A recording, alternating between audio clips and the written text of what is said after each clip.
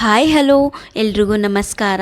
ಇವತ್ತು ನಾನು ತಂಬುಳಿನ ತುಂಬ ಸುಲಭವಾಗಿ ಮನೆಯಲ್ಲಿ ಯಾವ ರೀತಿ ಮಾಡೋದು ಅಂತ ತೋರಿಸ್ತೀನಿ. ಮಕ್ಕಳಿಗೆಲ್ಲ ತುಂಬಾ ಇಷ್ಟ ಆಗುತ್ತೆ, ಮನೆಯವ್ರಿಗೂ ಸಹ ಎಷ್ಟು ಈಸಿಯಾಗಿ ಮಾಡ್ಕೊಳ್ಬೋದು. ಈ ತಂಬುಳಿನ ಯಾವ ರೀತಿ ಮಾಡೋದು ಅಂತ ನೋಡೋಣ ಬನ್ನಿ. ಒಂದು ದೊಡ್ಡ ಸೈಜಿನ ಟೊಮೊಟೊನ ಚಿಕ್ಕದಾಗಿ ಕಟ್ ಮಾಡಿ ಇಟ್ಕೊಂಡಿದ್ದೀನಿ. ಹಾಗೆ 2 ಹಸಿಮೆಣಸಿಕಾಯಿನ ಉದ್ದಕ್ಕೆ ಸೀಳಿಸಿಟ್ಕೊಂಡಿದ್ದೀನಿ. ಒಂದು 3 ಟೇಬಲ್ ಸ್ಪೂನಷ್ಟು ಹಸಿ ತೆಂಗಿನ ತುರಿ ತೊಗೊಂಡಿದ್ದೀನಿ. ಒಗ್ಗರಣೆಗೆ ನಾನಿಲ್ಲಿ ಎಣ್ಣೆ ತೊಗೊಂಡಿದ್ದೀನಿ. ಮತ್ತು ಒಂದು ಅರ್ಧ ಟೇಬಲ್ ಸ್ಪೂನಷ್ಟು ಮೆಣಸು ತೊಗೊಂಡಿದ್ದೀನಿ. 1 ಟೇಬಲ್ ಸ್ಪೂನಷ್ಟು ಜೀರಿಗೆ ತೊಗೊಳ್ತಾ ಇದ್ದೀನಿ. ಹಾಗೆ ಒಗ್ಗರಣೆಗೆ ಇಲ್ಲಿ ಸ್ವಲ್ಪ ಕರಿಬೇವು ತೊಗೊಂಡಿದ್ದೀನಿ. ಲಾಸ್ಟಲ್ಲಿ ಹಾಕೋದಕ್ಕೆ ಸ್ವಲ್ಪ ಕೊತ್ತಂಬರಿ, ಸ್ವಲ್ಪ ಒಣಮೆಣಸಿಕಾಯಿ, ಹಾಗೆ ಸ್ವಲ್ಪ ಸಾಸಿವೆ ತೊಗೊಂಡಿದ್ದೀನಿ. ಇದು ತಂಬುಳಿಗೆ ಬೇಕಾಗಿರೋ ಸಾಮಗ್ರಿಗಳು. ಈಗ ತಂಬುಳಿ ಹೇಗೆ ಮಾಡೋದು ಅಂತ ನೋಡೋಣ. ಒಲೆ ಮೇಲೆ ಒಂದು ಪ್ಯಾನ್ ಇಟ್ಕೊಂಡ್ಬಿಟ್ಟು ಪ್ಯಾನ್ ಬಿಸಿಯಾದ ನಂತರ ಇದಕ್ಕೆ 1 ಟೇಬಲ್ ಸ್ಪೂನಷ್ಟು ಎಣ್ಣೆ ಹಾಕ್ಕೊಂಡಿದ್ದೀನಿ. ಎಣ್ಣೆ ಬಿಸಿಯಾದ ನಂತರ ಇದಕ್ಕೆ ಮೆಣಸು ಹಾಕ್ಕೊಳ್ತಾ ಇದ್ದೀನಿ. ಹಾಗೆ ಸ್ವಲ್ಪ ಜೀರಿಗೆ ಹಾಕ್ಕೊಳ್ತಾ ಇದ್ದೀನಿ. ನಿಮಗೆ ಖಾರ ಸ್ವಲ್ಪ ಜಾಸ್ತಿ ಬೇಕು ಅಂದರೆ ಇನ್ನೂ ಸ್ವಲ್ಪ ಹಸಿಮೆಣ್ಸಿಕಾಯಿ ಹಾಕ್ಕೊಳ್ಬೋದು. ನಾನು ಇಲ್ಲಿ ಹಸಿಮೆಣ್ಸಿಕಾಯಿ ಹಾಕ್ಕೊಳ್ತಾ ಇದ್ದೀನಿ. ಹಾಕ್ಬಿಟ್ಟು ಇದನ್ನು ಲೈಟಾಗಿ ಸ್ವಲ್ಪ ಫ್ರೈ ಮಾಡ್ಕೊಳ್ಬೇಕು. ಒಲೆ ಲೋ ಫ್ಲೇಮಲ್ಲಿ ಇಟ್ಕೊಂಡು ಚೆನ್ನಾಗಿ ಫ್ರೈ ಮಾಡ್ಕೊಳ್ಳೋಣ.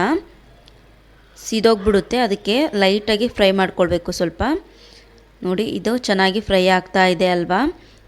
ಇದಕ್ಕೆ ನಾನು ಟೊಮೊಟೊ ಹಾಕ್ಕೊಳ್ತಾ ಇದ್ದೀನಿ, ಕಟ್ ಮಾಡಿರೋದು. ಟೊಮೊಟೊ ಹಾಕ್ಬಿಟ್ಟು ಚೆನ್ನಾಗಿ ಫ್ರೈ ಮಾಡ್ಕೊಳ್ಳೋಣ. ಟೊಮೊಟೊ ಫುಲ್ ಸಾಫ್ಟ್ ಆಗಬೇಕು ಅಂತ ಏನಿಲ್ಲ, ಎಣ್ಣೆಯಲ್ಲಿ ಜಸ್ಟ್ ಫ್ರೈ ಆದರೆ ಸಾಕು.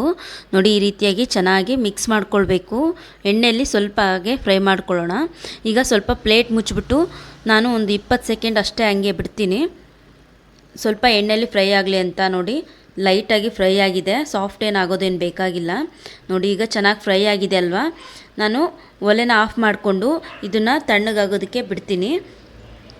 ನೋಡಿ, ಚೆನ್ನಾಗಿ ಫ್ರೈ ಆಗಿದೆ. ಈಗ ತಣ್ಣಗಾಗಲಿ. ಇದು ತಣ್ಣಗಾದ ನಂತರ ಒಂದು ಮಿಕ್ಸಿ ಜಾರ್ ತೊಗೊಂಡಿದ್ದೀನಿ. ಈ ಮಿಕ್ಸಿ ಜಾರಿಗೆ ನಾವು ಫ್ರೈ ಮಾಡ್ಕೊಂಡಿರೋ ಟೊಮೊಟೊ, ಮೆಣಸು, ಜೀರಿಗೆ ಹಾಗೆ ಹಸಿಮೆಣ್ಸಿಕಾಯಿ ಇತ್ತಲ್ಲ, ಅದನ್ನು ಜಾರಿಗೆ ಹಾಕ್ಕೊಳ್ಬೇಕು. ನಂತರ ಇದಕ್ಕೆ ತೆಂಗಿನ ತುರಿ ಹಾಕ್ಕೊಳ್ತಾ ಇದ್ದೀನಿ. ಹಸಿ ತೆಂಗಿನ ತುರಿ ಹಾಕಿದರೆ ತಂಬುಳಿ ತುಂಬಾ ರುಚಿಯಾಗಿರುತ್ತೆ. ನೋಡಿ, ಈಗ ಇದನ್ನು ರುಬ್ಕೊಂಬಂದಿದ್ದೀನಿ. ಫುಲ್ಲು ನುಣ್ಣಗೆ ಪೇಸ್ಟ್ ಥರ ಮಾಡ್ಕೊಳ್ಬೇಕು. ನೋಡಿ, ಈ ಥರ ರುಬ್ಕೊಳ್ಬೇಕು.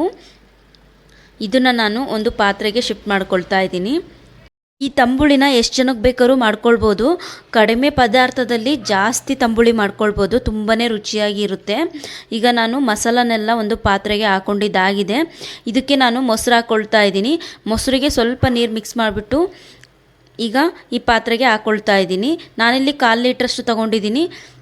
1/4 ಲೀಟ್ರಷ್ಟು ಮೊಸರಲ್ಲಿ ಒಂದು 4 ಜನ ಊಟ ಮಾಡ್ಬೋದು, ಅಷ್ಟೊಂದಾಗುತ್ತೆ. ನೋಡಿ, ಈಗ ಚೆನ್ನಾಗಿ ಮಿಕ್ಸ್ ಮಾಡ್ಕೊಂಡಿದ್ದೀನಿ ಮೊಸರು ಮತ್ತು ಮಸಾಲನ.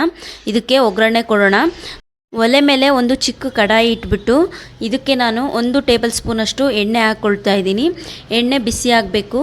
ಬಿಸಿಯಾದ ನಂತರ ಸ್ವಲ್ಪ ಸಾಸಿವೆ ಹಾಕ್ಕೊಳ್ತಾ ಇದ್ದೀನಿ. ಸಾಸಿವೆ ಸ್ವಲ್ಪ ಚಟಪಟ ಅಂತ ಸಿಡಿಬೇಕು. ನಂತರ ಇದಕ್ಕೆ ಒಣಮೆಣ್ಸಿಕಾಯಿ ಹಾಕ್ಕೊಳ್ತಾ ಇದ್ದೀನಿ. ಸ್ವಲ್ಪ ಈ ಥರ ಕಟ್ ಮಾಡಿಬಿಟ್ಟು ಹಾಕ್ಕೊಳ್ತಾ ಇದ್ದೀನಿ. ಹಾಗೆ ಒಂಚೂರು ಕರಿಬೇವು ಹಾಕ್ಕೊಳ್ತಾ ಇದ್ದೀನಿ. ಒಂದು 1/4 ಟೇಬಲ್ ಸ್ಪೂನಷ್ಟು ಇಂಗು ಹಾಕ್ಕೊಳ್ತಾ ಇದ್ದೀನಿ. ಇಂಗು ಹಾಕೋದ್ರಿಂದ ನಮಗೆ ಜೀರ್ಣಶಕ್ತಿ ಚೆನ್ನಾಗಿರುತ್ತೆ. ಈಗ ಒಗ್ಗರಣೆ ಚೆನ್ನಾಗಿ ಮಿಕ್ಸ್ ಮಾಡ್ಕೊಳ್ಬೇಕು, ಸಿದಿಸ್ಕೋಬಾರ್ದು. ನಾನು ಒಲೆ ಆಫ್ ಮಾಡಿಕೊಂಡು ತಂಬುಳಿಗೆ ಒಗ್ಗರಣೆ ಕೊಡ್ತೀನಿ.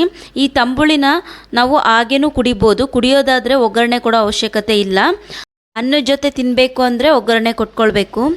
ತುಂಬಾ ರುಚಿಯಾಗಿರುತ್ತೆ. ನಾವು ಹಾಗೆ ಕುಡಿಯೋದ್ರಿಂದ ಒಳ್ಳೆ ಹಿತ ಇರುತ್ತೆ ಬಾಯಿಗೆ, ತುಂಬ ರುಚಿಯಾಗಿರುತ್ತೆ ತಂಬುಳಿ.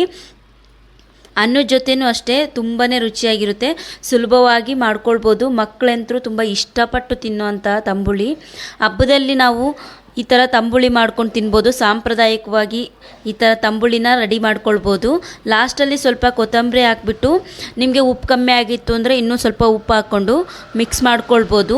ನೋಡಿ, ಎಷ್ಟು ಸುಲಭವಾಗಿ ಮಾಡ್ಕೊಳ್ಬೋದು ಅಲ್ವಾ ಈ ತಂಬುಳಿನ. ಅರ್ಧ ಲೀಟ್ರಲ್ಲಿ ಮಾಡಿಕೊಂಡ್ರೆ ಒಂದು 5-6 ಜನ ತಿನ್ಬೋದು ಊಟನ. ಈ ವಿಡಿಯೋ ನಿಮಗೆ ಇಷ್ಟ ಆಯಿತು ಅಂದರೆ ಪ್ಲೀಸ್ ನನ್ನ ಚಾನಲ್ನ ಸಬ್ಸ್ಕ್ರೈಬ್ ಆಗಿ, ಬೆಲ್ಲೈಕನ್ ಮೇಲೆ ಕ್ಲಿಕ್ ಮಾಡಿ, ಲೈಕ್ ಮಾಡಿ, ಹಾಗೆ ಶೇರ್ ಮಾಡಿ. ಸುಲಭವಾಗಿ ಮನೆಯಲ್ಲಿ ತಂಬುಳಿನ ಯಾವ ರೀತಿ ಮಾಡೋದು ಅಂತ ತೋರಿಸ್ಕೊಟ್ಟಿದ್ದೀನಿ. Thanks for the watching.